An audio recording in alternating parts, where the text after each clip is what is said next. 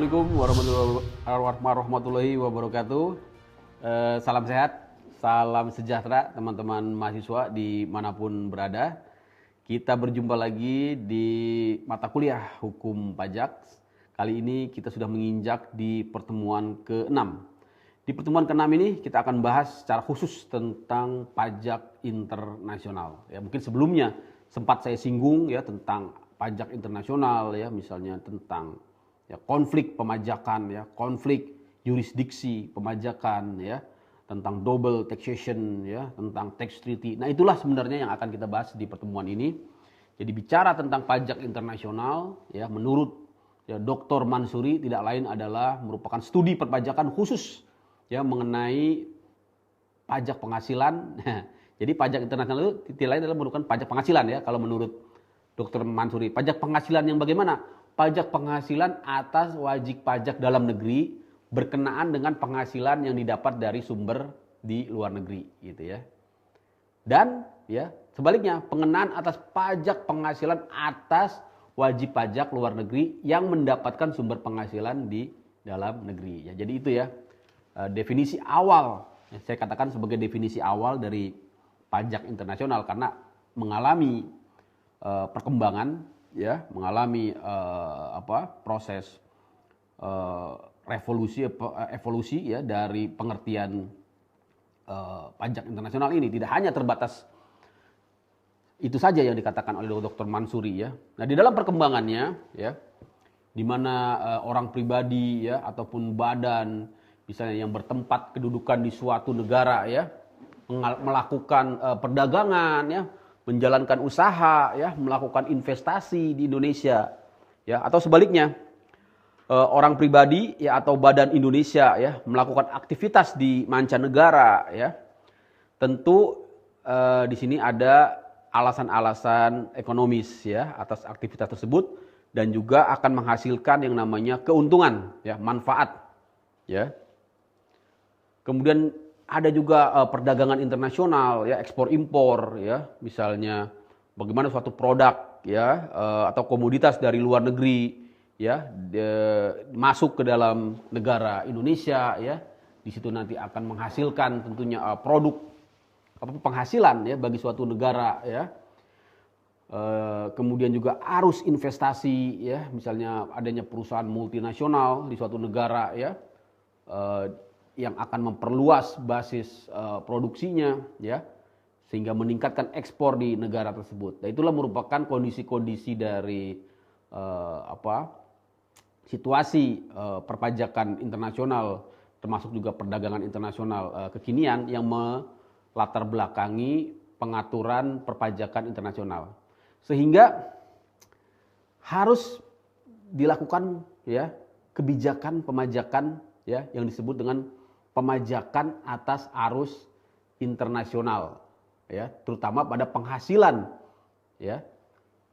Bagaimana kebijakan pemajakan terhadap penghasilan dari arus internasional ini ya, tidak lain merupakan ya perluasan pemajakan penghasilan dalam negeri ya dengan menggunakan ya prinsip asas ataupun teori keadilan, yaitu kesamaan perlakuan antara wajib pajak ya, persamaan perlakuan pemajakan wajib pajak atas objek yang sama. Jadi inilah yang disebut dengan worldwide income. Jadi penghasilan ya yang bersumber dari internasional atau dari luar negeri itu juga merupakan objek pajak ya yang dipersamakan dengan penghasilan yang bersumber dari ya dalam negeri yang disebut dengan worldwide income berdasarkan pada asas keadilan. Ya. Adanya ekualitas persamaan wajib pajak dalam negeri dan wajib pajak di luar negeri ya. Yang kedua, kebijakan pemajakan internasional ya atas pendapatan yang bersumber dari arus internasional ini yaitu yang disebut dengan netralitas ya. Artinya negara tidak boleh campur tangan, tidak boleh mencampuri, mempengaruhi ya ataupun mengarahkan wajib pajak untuk melakukan investasi di dalam dan di luar negeri ya. Nah, tapi hanya dapat melakukan pengaturan-pengaturan yang bersifat ya stimulus gitu ya atau memberikan kemudahan-kemudahan ya, seperti misalnya di dalam Undang-Undang Cipta Kerja ya, untuk penghasilan-penghasilan ya dari luar negeri ya, yang repatriasi, yang dibawa ke dalam ya negara Indonesia, yang kemudian diinvestasikan, dia menjadi penghasilan yang dibebaskan dari objek pajak. Tapi negara tidak boleh memaksa ya, maksudnya seperti itu. Peraturannya boleh memberikan kemudahan, memberikan stimulus ya, memberikan rangsangan ya, memberikan suatu kebijakan ya, kemudahan, tapi tidak boleh ada pemaksaan. Kembali diserahkan kepada wajib pajak itu sendiri di dalam memutuskan apakah dia menginvestasikan ya dana kekayaannya di dalam negeri ataupun di luar negeri ya.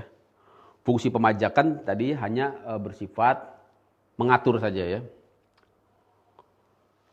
Berikutnya, kebijakan terhadap pemajakan internasional ya, yang bersumber dari arus penghasilan internasional ini ya, ditujukan ya, paling dominan kebijakan perpajakan yang baik adalah dengan mengumpulkan penerimaan untuk memenuhi pengeluaran pemerintah. Jadi tetap ya, bagaimana penerimaan negara itu menjadi tujuannya gitu ya. Jangan sampai ya justru sebaliknya gitu ya, tergerus ya penerimaan negara akibat dari ketidaktepatan ya, kurang tepatnya kebijakan pemajakan ini. Yang terakhir tentunya administrasi kepatuhan, bagaimana tetap diusahakan tadi ya, sebagaimana kita bahas di pertemuan sebelumnya, kebijakan pemajakan itu dalam rangka meningkatkan administrasi dan kepatuhan masyarakat dalam melaksanakan kewajiban perpajakan. Itu ya teman-teman. Nah, kata kunci dari prinsip-prinsip perpajakan internasional ya, pada umumnya suatu negara itu ya tidak boleh ya memaksakan diri untuk mengenakan pajak atas penghasilan yang tidak ada pertalian apapun dengan negara tersebut. Nah itu ya. Jadi harus ada yang namanya pertalian ya, connecting ya dari negara yang memajaki dengan sumber penghasilan itu ya. Nah, yang menjadi prinsip yang paling banyak dianut adalah prinsip teritorial ya, atau prinsip sumber, di mana penghasilan yang bersumber di suatu negara jadi dikenakan pajak tanpa memperhatikan tempat kedudukan penerima penghasilan. Jadi memang secara umum ya di dalam pajak internasional ini, prinsip teritorial atau prinsip sumber inilah ya yang menjadi basis pemajakan ya. Itu ya teman-teman ya. Nah, tapi kemudian kita dapati memang karena pajak masing-masing negara memiliki sistem perpajakan yang berbeda-beda ya. Ternyata tidak semua negara menganut asas teritorial atau asas sumber saja ya. Ya, misalnya nanti kita lihat ada pengenaan pajak berganda ya, atau double taxation, karena ada negara-negara lain ya yang juga menerapkan ya memajaki tidak berdasarkan asas sumber saja, tapi misalnya berdasarkan asas kewarganegaraan gitu ya, atau berdasarkan asas domisili gitu ya, asas domisili, asas kewarganegaraan itu ya, yang kemudian berbenturan dengan asas sumber. Dan itulah fungsi dari hukum pajak internasional yang sebenarnya bagaimana ya menjembatani ya, bagaimana menyelesaikan konflik pemajakan antar negara ini sehingga tidak terjadi yang namanya double taxation, atau sebaliknya terjadi yang namanya tidak boleh terjadi yang namanya double non taxation ya. Jadi sama sekali tidak ada yang memajaki ya. Misalnya bagaimana perusahaan-perusahaan multinasional ya kelas kakap gitu ya, yang besar, dia memanfaatkan ya sejumlah tax treaty di berbagai negara, justru dia bisa lolos ya dari jerat ya pajak ya dengan penghasilan yang luar biasa besarnya. Ternyata kontribusi pemajakan hanya kecil sekali ya, di bawah 1% ya, 0, sekian persen ya, padahal dia ya omsetnya ya, peredarannya, bahkan mungkin keuntungannya sangat besar sekali, tapi dia menempatkan keuntungannya itu menempatkan labanya, profitnya di negara yang tidak mengenakan pajak ya. Nah, akibatnya merugikan ya negara-negara lain, dan inilah yang akan menimbulkan perang pemajakan, konflik pemajakan yang akan mengganggu nanti tentunya dari segi hukum ya perdamaian internasional gitu ya. Itu yang harus ditangani di dalam hukum perpajakan internasional. Kemudian mengenai sumber hukum perpajakan internasional, tentunya sumber yang paling utama ya adalah tetap ya undang-undang pajak dalam negeri, karena walaupun namanya pajak internasional bukan berarti ada satu hukum internasional yang menjadi sumber hukum yang menjadi dasar pemajakan. Bukan. Dasar pemajakan ya, pengenaan SKP ya, pemungutan ya, penagihan tetap berdasarkan undang-undang domestik. Undang-undang KUP, undang-undang PPH, undang-undang pajak dalam negeri ya. Tetapi ya kemudian ada yang namanya perjanjian ya dengan negara mitra yang disebut dengan tax treaty ya, atau disebut juga sebagai P3B, perjanjian penghindaran pajak berganda, P3B ya, disebut juga sebagai double tax agreement, disebut juga sebagai agreement for the avoidance of double taxation and the prevention of fiscal evasion with respect to taxes on income. Jadi macam-macam ya istilahnya. Tapi secara umum dikenal sebagai tax treaty ya, atau double tax agreement. Nah, undang-undang pajak domestik mengatur kewenangan memungut pajak sesuai dengan sistem yang dianut.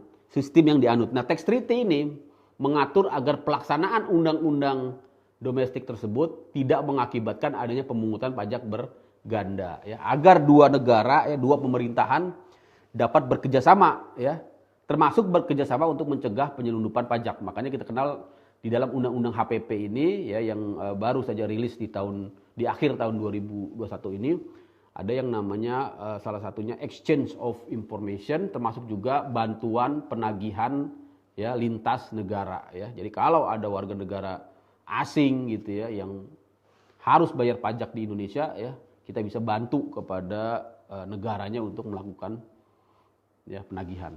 Ya, itu bagian dari ranah hukum, bagian dari pembahasan perpajakan internasional. Jadi hukum pajak internasional, kita lihat definisinya lagi.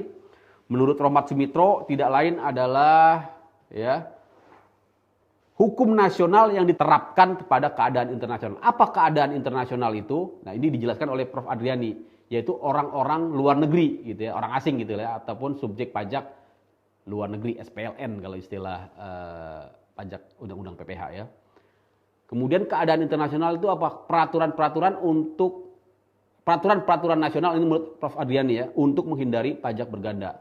Kemudian yang masuk dengan hukum pajak internasional juga adalah traktat-traktat ya teman-teman. Kemudian yang paling penting yang menjadi bahasan paling utama dari hukum pajak internasional ini adalah tentang perjanjian perpajakan, yaitu suatu bentuk perjanjian antar negara ya. Jadi yang berjanji ini negara ya, bukan swasta gitu ya. Nah, untuk apa? Untuk mengatur ya wewenang masing-masing negara yang bersangkutan di bidang perpajakan ya. Bisa dalam dengan cara negosiasi ya, dan tentunya harus saling menguntungkan. Makanya ini harus benar-benar sangat jeli di dalam menegosiasi suatu perjanjian perpajakan. Baik, saya kira itu ya untuk perpajakan internasional. Asasnya tadi asas domisili, asas sumber, dan asas kebangsaan atau asas teritorial sudah kita jelaskan sebelumnya. Dan ini berpotensi menimbulkan pajak ganda atau double taxation dan harus ditanggulangi dengan yang namanya ya tax treaty ya.